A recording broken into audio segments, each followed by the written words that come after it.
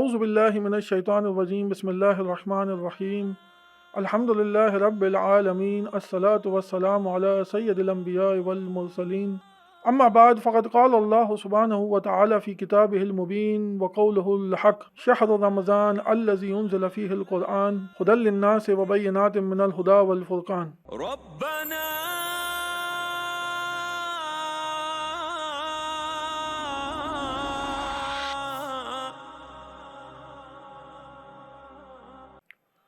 عزیزان محترم، ماہ رمضان المبارک کی فضیلتوں میں سے ایک خاص فضیلت یہ بھی ہے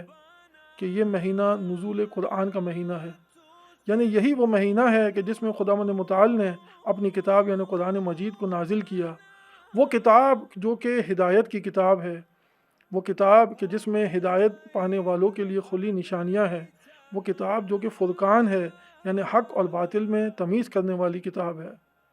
بس عزیزان، یہ مہینہ صرف قرآن کے نزول کا ہی مہینہ نہیں، بلکہ اس بات سے ہمیں یہ بھی بات سمجھ آتی ہے کہ اس مہینے کے اندر یہ ظرفیت ہے جو باقی مہینوں میں نہیں کہ قرآن مجید اس میں نازل ہو سکا،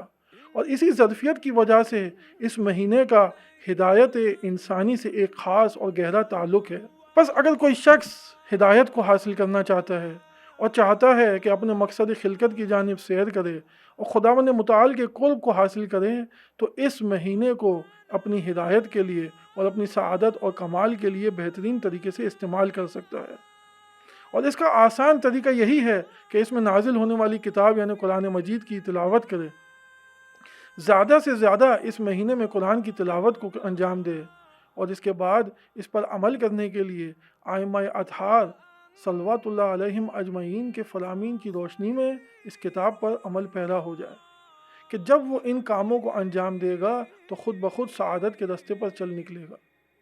اور اس مہینے کی ایک اور خاص بات یہ ہے کہ جو انسان کے دشمن ہے، دو دشمن، ایک خارجی دشمن اور ایک داخلی دشمن۔ خارجی دشمن یعنی ابلیس کہ جسے اس مہینے میں قید کر دیا گیا ہے، اور داخلی دشمن یعنی خود انسان کا نفس کہ جسے روزے کے ذریعے سے مہار کیا گیا ہے، کہ جب یہ دونوں دشمن قید میں ہوں گے تو انسان کے لیے بہت ہی آسان ہے کہ ہدایت کے راستے پر سفر کر سکے۔ وآخر دعوانا ان الحمد للہ رب العالمین۔ ربنا افرغ علينا